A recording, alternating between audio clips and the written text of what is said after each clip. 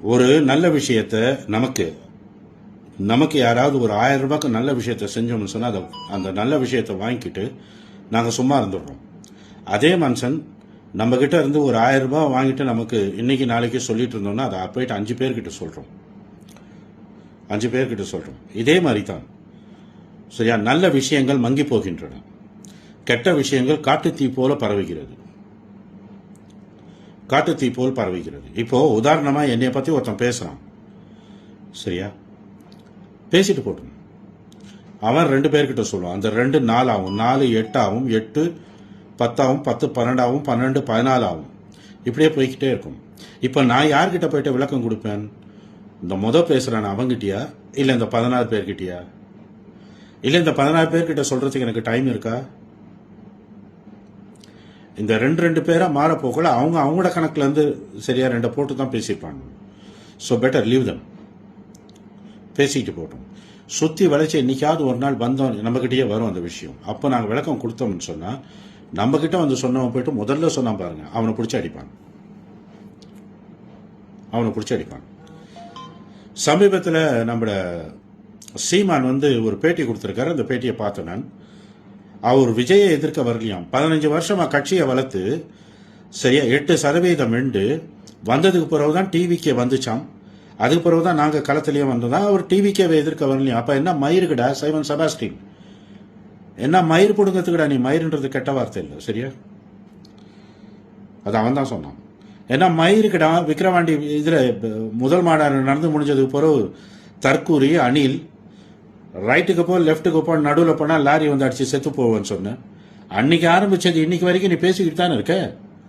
நீயும் பேசுற, அந்த 445க்கு பிறகு சாக்கடையும் பேசுறான், அந்த 335க்கு பிறந்த இடும்பாவன் கார்த்தியும் பேசுறான். அந்த 335 என்னன்னு கேட்குறீங்களா? இடுக்கு முடுக்கில் பிறந்தவன், சரியா, அவனும் பேசுறான். 3 பேர் இதைத்தானே சொன்னீங்க. வேற ஏதாவது உங்க கொள்கையை பத்தியோ இல்லை இதை பத்தியோ அதை பத்தியோ ஏதாவது பேசுறீங்களாடா நீங்க? புறம்போக்குங்களா? பஞ்சத்துக்கு பிறந்தவனுங்களே, பிச்சை எடுக்கிறதுக்குன்னே பிறந்தவனுங்கள்டா நீங்க எல்லாம். உங்களுடைய நோக்கம் என்ன? திரள்நீதி. உங்களுடைய கொள்கை ஊர் அடிச்சு ஒலையில போடுறது. உங்களுடைய கோட்பாடு உங்களுடைய பர்சனல் சொத்தை கூட்டுறது. இதை தவிர்த்து வேற ஏதாவது இது இருக்கா உங்களுக்கு? இதை தவிர்த்து வேற ஏதாவது இருக்கா? இந்த சாம்ராஜ்யம் மாத்துங்களா நீங்க இருந்து, சரியா? ஏதாவது இருக்கா? ஒண்ணுமே இல்லை. அப்படி இருந்திருந்தா நீங்க பேசியிருந்திருப்பீங்க. அதனால்தான் முதல் மாநாட்டில இருந்து எலெக்ஷன் முடிஞ்சு இன்னைக்கு வரைக்கும் டிவிக்கே பேசுறீங்க, சரியா? ஒரு காலத்துல டிவிக்கே விஜய்னு ஸ்டேஜ்ல இருந்து பைத்தியக்கார மாதிரி கத்தனவன் நீ. அவன் அங்கிட்டு அந்த 445க்கு பிறந்த சாக்கடை, சரியா? விஜய் 24 மணி நேரமா விஜய் தான். பொண்டாட்டி கிட்ட படுக்க போகல விஜய்னு சொல்லி தான் பொண்டாட்டி அவனோட சண்டைக்கு வந்திருக்கா. அதுதானே பேசுறீங்க. இன்னைக்கு முற்றும் தொழுந்த முனிவர் மாதிரி நான் டிவிக்கு எதிர்க்க வரலன்னு சொன்னீங்க. அப்ப எதுக்கு வந்த? எங்களுக்கு பதிலாக நீ டிவிக்கு வந்தியா? அதுக்கு விற்க லாய்க்கு இல்லை உனக்கு. நீ சும்மா இருந்தே சாப்பிட்டவன். நினைச்சு பார். நுங்கம்பாக்கம் போலீஸ் ஸ்டேஷன் பின்னால ஒரு பெருமாள் கோவில் இருக்கு, ஒரு முருகர் கோவில் இருக்கு. அந்த 2 கோயிலுக்கும் சரியா அம்பாள் தெரு இருக்கு, பிராமணால் தெரு இருக்கு. அந்த தெருவில் சுண்டும் மோர் வாங்கி சாப்பிட்டேன்னு ஓசியில மோர் வாங்கி குடிச்சிட்டு சோத்தை வாங்கிட்டு வள்ளுவர் கோட்டை பக்கம் போவிய. நினைச்சுப்பார். அதை நினைச்சுப்பார். உன் ஜாதகம் தெரியாதுன்னு நினைக்காது. நான் பிறந்தது இந்த சென்னையில தான், வளர்ந்தது இந்த சென்னையில தான், சரியா? நீயாவது பிச்சை எடுக்க வந்தவன் சென்னைக்கு. நான் வளர்ந்ததெல்லாம் சென்னைக்கு தான். ஒருத்தன் திருட்டு ரயில் ஏறி வந்தான். நீ எப்படி வந்தியோ தெரியாது.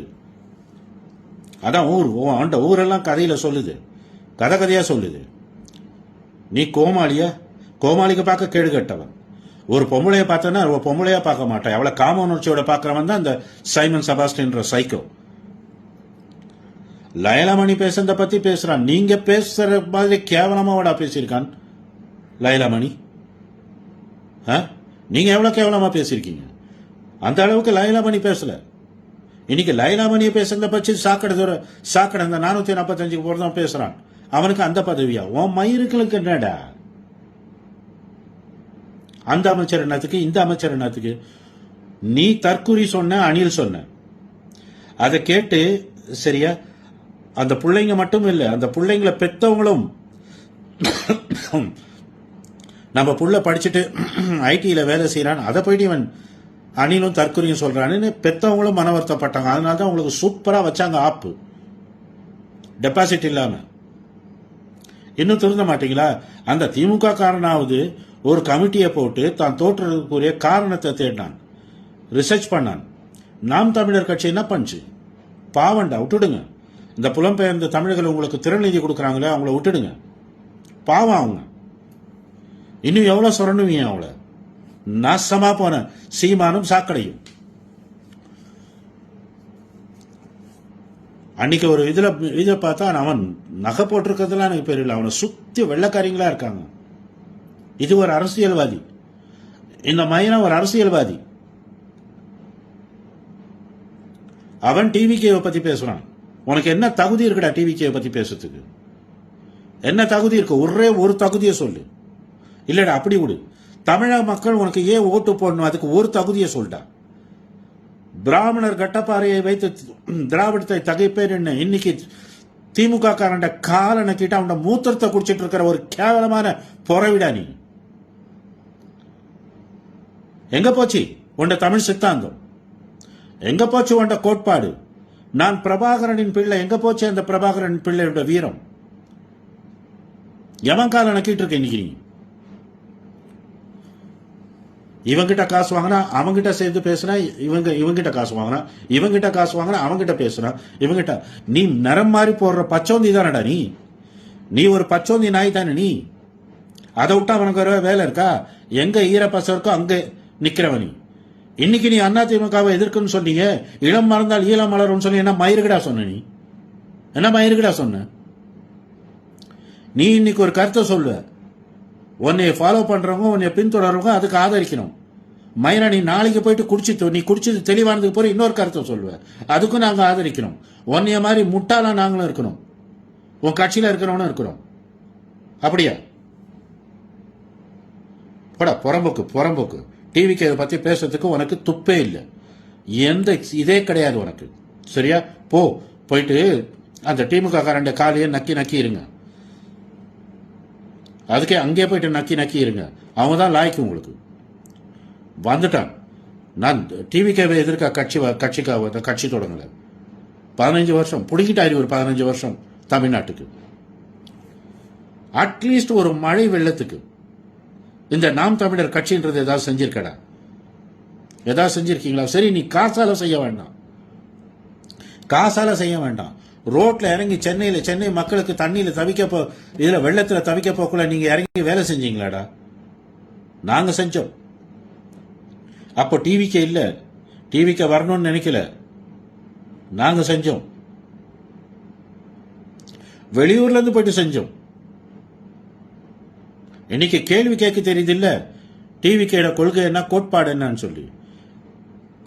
இதுக்கு முன்னால, அதாவது கொள்கைக்கு முன்னால கவர்ச்சி வென்றுட்டுன்னு சொல்லி. எங்கட கவர்ச்சி இல்ல, உங்களுடைய ஆணவம், உங்களுடைய அகம்பாவம், உங்களுடைய தலகனம். இன்னைக்கு நீங்க காலில் தலையை கீழே குஞ்சுக்கிட்டு அழுவுறீங்க. பேட்டி கொடுக்க போக்கல அழுதியே, தேவையானது ஒண்ணு. அட்லீஸ்ட் 4-5 பேராவது வச்சிருக்கலாண்டு, இன்னும் வருத்தப்படுவாய். உன்னுடைய முடிவை மாத்து. உன்னுடைய முடிவு மாத்துது. உனக்கு கொள்கை என்ன, சித்தாந்தம் என்ன, அதை பத்தி பேசு. புறம்போக்கு வந்துட்டான் டிவிக்கை பத்தி பேசுறதுக்கு. இவனுக்கு பேரு ஒரு இவன் சீமான், மயிர்ல சீமான். நீ செபாஸ்டின் ஒரு மலையாள விந்துக்கு பிறந்தான், தமிழ்நாட்டில் அரசியல் செய்ய வந்துட்டான். புறம்போக்கு. மீண்டும் சந்திக்கலாம் நண்பர்களே. இவங்க பேசுனதை பற்றி நீங்கள் என்ன நினைக்கிறீங்க அப்படிங்கிறத மறக்காமல் கமெண்ட்டில் சொல்லுங்கள். நன்றி.